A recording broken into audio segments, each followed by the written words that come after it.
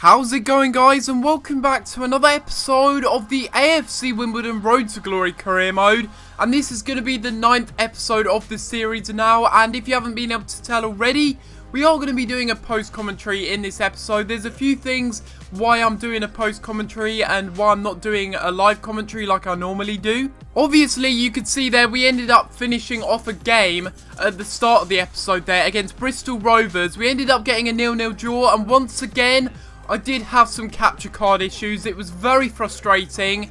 I knew it was going to happen deep down inside because it's happened so much recently. But obviously in the past I still kept with the live commentaries even if there was corrupt bits of gameplay. But it really wasn't my day. On this recording session of this episode, it seriously wasn't my day. Not only did I have corrupt footage, but I ended up accidentally deleting the whole of the live commentary. So I literally did 1.5 hours of live commentary, and I ended up accidentally deleting it and saving it, which meant I couldn't go back. And at that point, I just absolutely lost the will to make this episode, but I just had to soldier on. We ended up, well, salvaging quite a lot of footage in this episode, so that's lucky for me that we didn't have too much corrupt footage. Only the first game of the episode, as it always seems to be. But anyway, you can see here that we are going into the, well, we're going into the players in our squad. We are going to go ahead and recall one of our goalkeepers. Obviously, you would have seen there that Ben Wilson did end up returning to Cardiff from his loan spell. And we are going to go ahead and recall Joe McDonald. We do need a backup goalkeeper. Even though he's not really that good, it's just good to have a backup goalkeeper in the squad. But the chances are he won't get too much game time. Roy Silva has been incredible this season, and he will be starting in this match, the first match of the episode here against Oxford United. Obviously, we did end up playing them a couple of times in the last episode, I do believe, and we are now going ahead and playing them in the FA Cup replay match. We ended up getting a 0-0 draw in that first leg. And, well, I say it's the first leg. It's not the first leg. It was the first match. And now we're going into the replay match at home. And we really started off the game well here. Pacini, our scout future star, going for a shot there. But unfortunately wasn't able to beat the goalkeeper. He was playing in this match. Doing very well here. Skipping past loads of defenders and having a shot.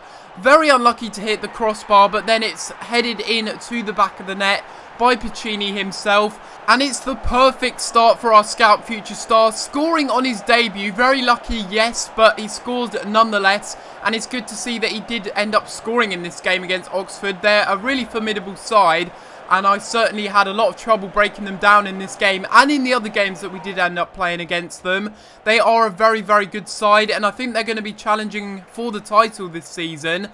But then this happened. How on earth does a League 2 player score that? I do not know. It's Ryan Taylor, a player that I actually used in my Portsmouth series last year, scoring an absolute worldie. Pacini losing the ball there, and just a few minutes after scoring, he ends up, well, conceding possession. And then look at that for a goal. Unbelievable stuff by the Oxford player, and I was just so shocked when that went in. Honestly, the live commentary was just hilarious. I didn't even believe that that had just gone into the back of the net, but I wouldn't have believed that that would have gone in. Will Nightingale going for a long shot there, but unfortunately just over. And then it's going to be Pacini once again, really, really doing well against the defenders, and Oxford United give away a penalty. And Pacini was proving to be an absolute handful in this match, and then it would be Akinfenwa stepping up for this penalty. Will he be able to score another penalty for himself? No. He ends up missing that one, and that was a really good opportunity to go in front. I was very, very angry that I ended up missing that one. We almost paid for it as well there, but Oxford were just offside there. A warning sign that they were really showing intent late on into this game, trying to get themselves a goal. But then it would be Akinfenwa here getting hold of the ball, holding it up very nicely, and seeing the run of Jake Rees down the right hand side, who ends up putting it into the back of the net at the near post. And it looks like it's Jake Rees that ends up winning the game. Akinfenwa with the assist very late on here. And it's a fantastic goal by Jake Rees, a really, really promising player for us. His goal means that we end up winning the match here against Oxford United in the rain. And to be honest, it was a very good result. Akinfenwa played brilliantly. Pacini, though, man of the match, deservedly so. He just played outstandingly well on his debut.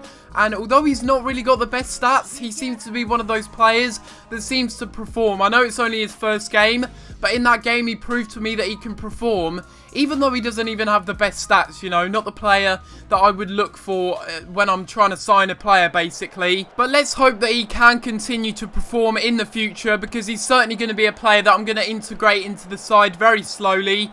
And you can see here, we're going into the next game, and it's going to be against Hartlepool United. They got a few good chances early on in this match where they could have taken the lead, and to be honest, I wasn't on my game in this match. Mandron, a blast from the past there from my previous Road to Glory, having a shot, and then he also has a cross into the middle, and it's a good save by Rui Silva there. And then in the 45th minute, on the stroke of half time, we get it into the middle. Dos Santos turns his man and has a shot, and unfortunately we're not able to quite get to it from the rebound. Would have been a very good goal had we have scored it. Baxon down now in the 47th minute, going for a shot and then going for a shot again. And what a save that is by the goalkeeper there. Unbelievable stuff for the Hartlepool goalkeeper. And again, they were going forward, looking for that goal. Would they be able to find it here? It looks like they do. And they do end up putting it into the back of the net there in the 54th minute. Pretty disappointing defending, I'm not going to lie. I'm not really sure where our centre-backs are, and Bree should have done a lot better there trying to deal with that situation. Bingham isn't going to miss from there, and Roy Silva certainly stood no chance. It's a powerful effort, and they end up scoring. Was it deserved though? I really don't think so. We had a lot of chances ourselves. Arguably Mandron should have scored a couple of times for them, but then it'd be Lyle Taylor who really should have scored from that one, and I'm surprised he didn't. And that seemed to be the whole kind of feel of the match, really. Just lots of shots, but not really getting it into the back of the net. And it'd be Billy King having a shot there, and again, a brilliant save by the Hartlepool keeper. He was having a blinder in this game, really just saving everything that I had to throw at Hartlepool, and they would end up winning the ball back here. This was my biggest issue, losing the ball in midfield and allowing them to go on the counter-attack. And Mandron should have done a lot better there. He had so many chances in this game, but so did we. I thought it would have been fair if it was a draw. But sometimes on FIFA, you have one of those games where you think you've played well, but it just doesn't work out for you. They get a corner here in the 89th minute, and this really does end up summing up what I was just trying to say there. It just wasn't my day. This game just really wasn't going for me, and Hartlepool scored one of the luckiest goals you'll ever see. It's flicked up. What is Roy Silva doing there? I was so angry in the live commentary when this went in. Roy Silva's just standing there. He was never going to get to it. And even if he was to get to it, he probably wasn't going to do well with it, because there were so many Hartlepool players that were surrounding the ball there as it came off of the other player's head. And they end up winning 2-0, so it's a bit of a disappointing loss. And that does mean that Oxford will get a bit of a leapfrog on us at the top of the table. They probably will end up winning their game. You see there, we had 10 shots, 4 on target. We could have gone on and won it. But at the end of the day, if you don't take your chances, especially against Legendary, you're going to end up losing games. But now that that game is over, we're going into some more player training. We do see there that Roy Silva again has gone up to a 68 overall this time. Seriously, goalkeeper growth this year in player training. You can literally train up a goalkeeper regardless of their potential, and you can seriously get them to a high overall, especially in a Road to Glory. It's very useful. You could take a 55 rated keeper, and within about 4 or 5 seasons you can make him about 75, 76 rated. It's pretty ridiculous, but I guess that's just how it is. But now we will be going into another game here. It's going to be against Crawley Town, and we had a lot of fitness issues in this game. We're going to be seeing Tom Beard playing at CDM for the first time this season. A few other players getting their debuts as well this season. And I say debuts, it's not like we signed them, we just haven't played them this season. We've pretty much played the same team throughout the season because we just sticked with one team that's really worked. And in this game I was a little bit worried that we wouldn't end up scoring because we had a lot of rotation in this game. But it would be Billy King here turning his man and having a shot, and he does put it into the back of the net. And maybe we don't need our fully strengthened side to still score in this game. Luckily, Billy King was still fit to play in this game, and he does put it in very nicely.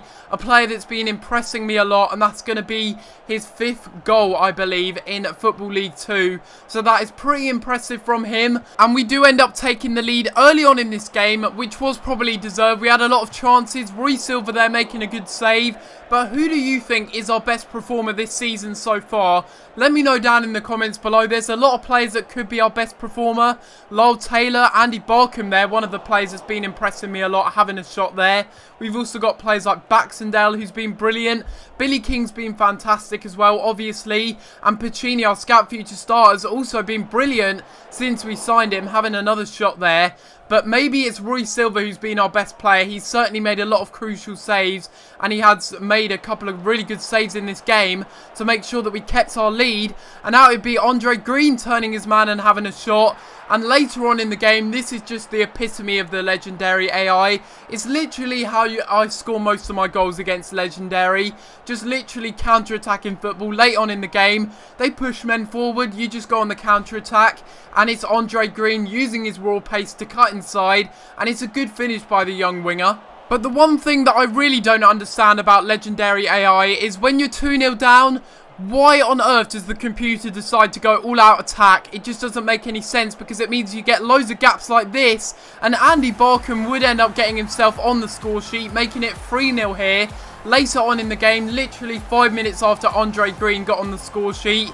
And now it's all of our wingers that have scored in this game. Andre Green, Barkham, and also Billy King getting on the score sheet, making it 3-0. And would that be game over for Crawley Town? I think it would be. But would it be game over for us? We certainly had an attacking intent, and in the 90th minute here, we have a good chance to maybe make it 4-0. Baxendale cutting inside here and having a shot. His shot is saved, but then Akinfenwa with probably the funniest goal that I've ever seen in any career mode or in any game of FIFA. It's just the most ridiculous header. You look at this, they have a shot, and then, well, I just don't understand how that goes in. What a stupid header that was by Akinfenwa. No power on it whatsoever. It just went into the back of the net so slowly, and I honestly didn't think it would actually go into the back of the net, but he did get on the score sheet. Deservedly so. He's been playing fantastic recently, and he does deserve to get a few more goals to his name because he has been a good performer. But after getting that disappointing 2-0 loss to Hartlepool in the last game, it just felt so good. It felt like redemption that we came back and won 4-0 here, and it was against Crawley Town. We ended up getting a clean sheet, and we had 8 shots. We scored 4 of them, and that is what we need to be doing in most of our games. If we want to get promoted, we need to be scoring from our chances. We need to be more clinical, and that way we will stay at the top of the table, and we will be challenging for the title. We see there Matteo Pacini is happy that we are playing him a consistent amount, and to be honest, I've only just signed him, but I'm glad that he's happy, basically, because he is a good player. Even though his stats look terrible on paper, he's one of those players that just seems to play well for you, and you don't really understand why. But we are going ahead and simming this match here, and it is going to be against Morecambe. We do sim 1 game in each episode, and this will be the game that we do end up simming against Morecambe. We end up getting a 2-0 result, and it is Lyle Taylor finally breaking his duck, getting on the score sheet. And then we will end off the episode here with some player training, hoping we can see Pacini grow maybe again. He's already gone up by +2. Can he go up again? Yes, he can. He's gone up to a 64 overall now, and he really is progressing well. It's good to see that he's growing well. But this is going to be the end of this episode of the AFC Wimbledon Road to Glory Career Mode. And if you have enjoyed this episode, make sure you leave a like on the video and subscribe if you haven't already. Also, let me know in the comments down below if you do like me doing post commentaries. Obviously, it's been a while since I've done one, and I know a lot of you guys will be accustomed to me doing those live commentaries. I know you guys like them, but do you like the occasional post commentary? Obviously, it mixes it up a little bit, and maybe it makes it more interesting for you guys. Let me know in the comments down below. But apart from that, guys, I'm going to have to leave it there, and I'll see you next time for another video. Thanks for watching.